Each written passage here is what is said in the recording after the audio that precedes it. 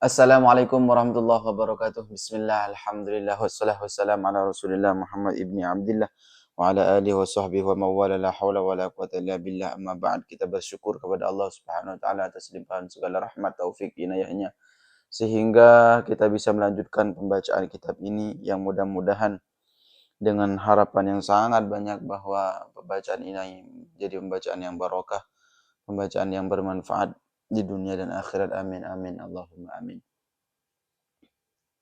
Kita akan melanjuti sebuah pembacaan kitab. Kita telah sampai kepada kesunahan wudhu. Kalau kita kemarin membahas tentang fardunya wudhu, maka sekarang kita akan membahas kesunahan-kesunahan dalam berwudhu.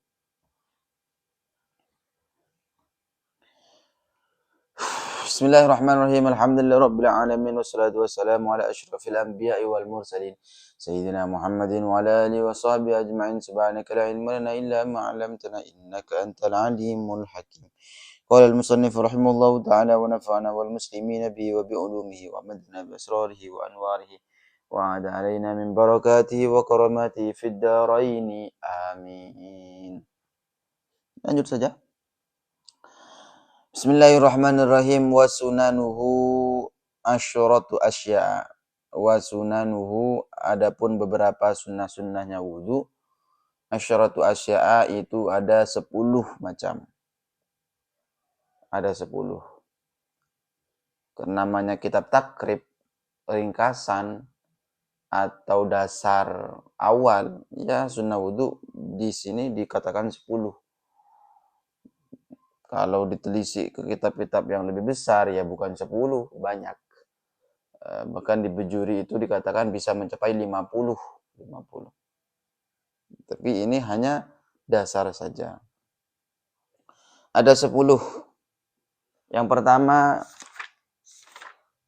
at-tasmiyatu, yaitu membaca basmalah. Baca basmalah. Jadi di awal wudhu itu sunnah untuk baca basmalah. Di kitab yang lain itu juga baca ta'awudnya. Terserah. Bismillah, itu paling sedikitnya bismillah adalah bismillah. Bismillah, cukup. Tapi yang paling sempurna itu bismillahirrahmanirrahim. Bismillahirrahmanirrahim itu yang paling sempurna. Misal lupa untuk baca basmalah di awal wudhu, bagaimana? Kita wudhu, saking dari kebiasaan gak baca basmalah, akhirnya gak baca basmalah sehingga lupa gak baca basmalah misal. Maka selama wudhunya belum selesai, maka boleh untuk atabihi. Maka boleh untuk apa? Untuk membaca basmalah, sunnah. Karena ketika kita lupa di awal gak baca basmalah, maka sebelum wudhu itu selesai, misal masih ini mashu ala ra'si misal, maka boleh untuk, dan sunnah, tetap sunnah hukumnya untuk baca basmalah karena tadi lupa. Itu basmalah selama belum selesai. Bikhilafil jima', beda kalau dengan jima'. Kalau di awal sudah lupa untuk baca basmalah, maka di pertengahan enggak sunnah untuk baca basmalah. Kenapa? Ya karena dalam praktek itu dianjurkan untuk enggak ngomong-ngomong kecuali dengan enggak ngomong-ngomong, dianjurkan.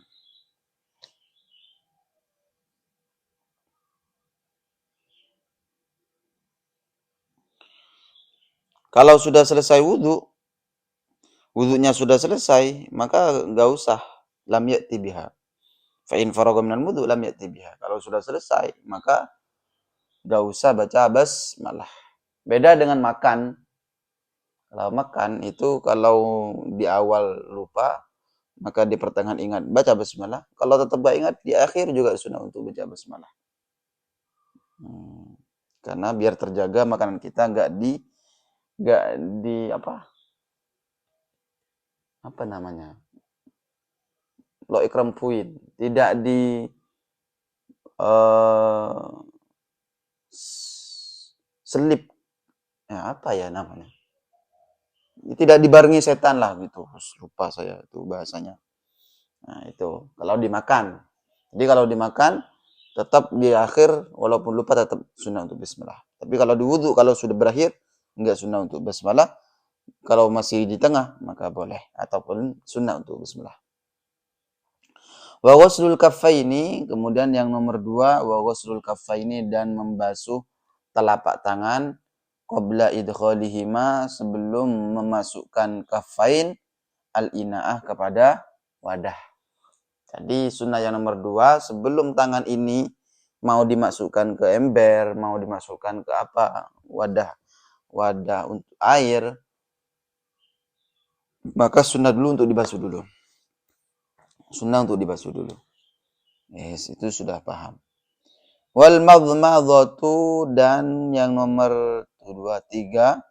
Nomor 3 adalah madmadhah. Apa madmadhah? Berkumur.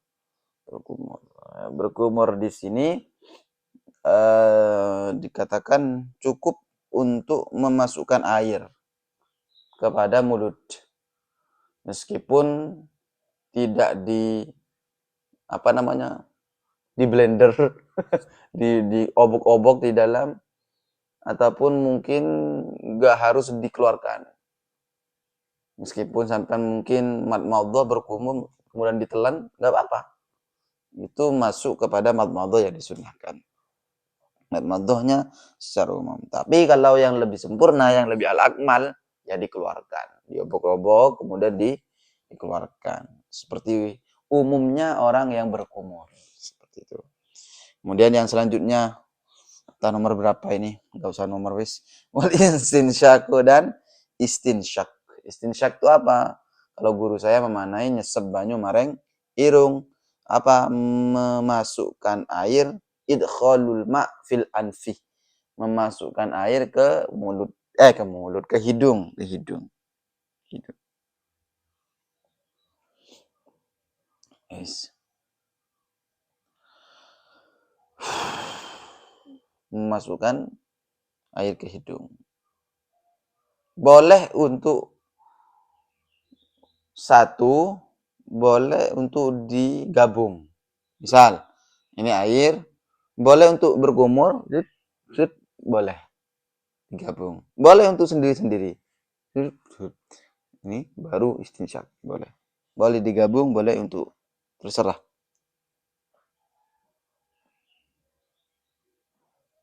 Tapi lebih utama digabung. Lebih afdolnya digabung. Madmadhah kemudian di istinsyak. Madmadhah istinsyak. Madmadhah istinsyak sampai 3 kali. Itu yang lebih utama, enggak apa-apa. Di sini ada keterangan keren di Bujuri. Ya, ini. Al-hikmatu fi nadbi ghuslil kaffain wal madmadhah wal istinsyak. Ma'rifatu awsafil ma' min launin wa ta'min wa rihin. Wa qala ba'duhum, ini. Kenapa dianjurkan untuk dibasuh telapak tangan tadi? Telapak tangannya dibasuh karena lil akli min mawaidil jannah, persiapan untuk makan kenikmatan surga. Masih. Kemudian wal madmadhah li kalami rabbil alamin, karena untuk berjumpa dan bermukalamah dengan Allah Subhanahu wa taala. Kenapa istinsyak? Li syamira rawaihil jannah. Karena hidung untuk OTW mau mencium aroma surga. Kenapa kemudian ghuslul wajhi? Untuk membasuh wajah, karena linnadhar ila wajhillah, karena muka akan untuk melihat Allah Ta'ala. Wa ghuslul yadain, kemudian kenapa kok tangan yang dibasuh? Karena untuk memakai perhiasan di gelang-gelang atau perhiasan di surga. Ada hikmahnya semua. Kemudian setelah tangan, ini kepala. Kenapa kepala? Karena lubsit taj wal iklil, untuk memakai mahkota. Kemudian setelah ini apa? Kuping. Kenapa kuping? Lisama'i kalamillah. Karena untuk mendengar firman-Nya Allah. Kemudian setelah ini apa? Kaki itu apa? Untuk lil masyi fil jannah, untuk sarana untuk pergi berjalan menuju surga. Jadi anggota wudu itu menurut ba'dhum sebagian ulama ada yang memaknai seperti itu. Jadi mulai dari kafain, membasuh untuk apa? Untuk menikmati hidangan surga, kemudian apa lagi? Berkumur, istinsyak, muka, tangan, ini semuanya hikmahnya seperti tadi itu. Mudah-mudahan kita semua dijadikan oleh Allah sebagai penghuni surga. Amin, amin, Allahumma amin. Lanjut. Wa mashu jami'ir ra'si.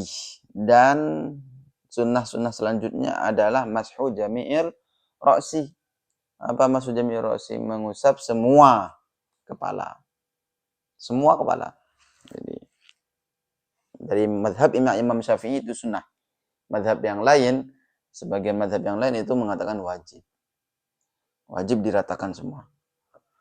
Ya Allah, kalau mazhab Syafi'i enggak, itu sunnah saja. Caranya dijelaskan di sini di Fathul Qoribnya. Ya, caranya apa? Mana ya? Oh, enggak ada di sini. Oh, di kitab ini berarti.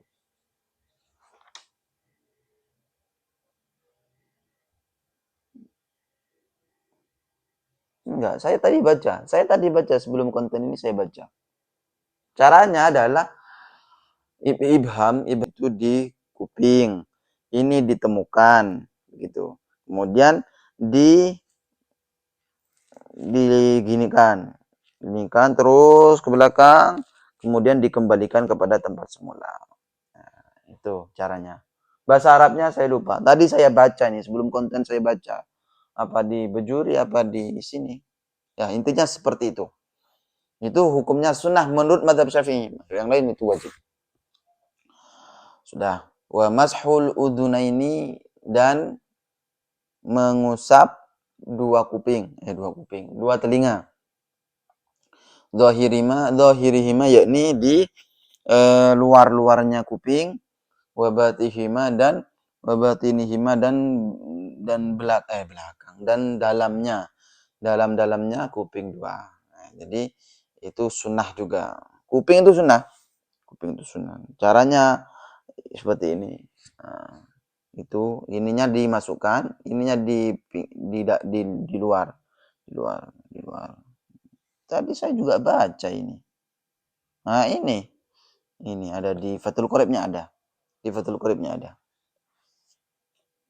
Bima'in jadidin, dengan air yang baru. Maksudnya air yang baru itu apa? Air yang baru ambil, bukan air yang baru beli, bukan. Air yang baru ambil, baru anyar, bukan pakai untuk yang lain. Yes. Wa takhlilul lihyati al-kathati, dan selanjutnya adalah apa? Nyelat-nyelati itu ya. Ya, menyelat-nyelati jenggot yang tebal. Gini. Jenggot yang tebal, maka sunnah untuk diselat-selati.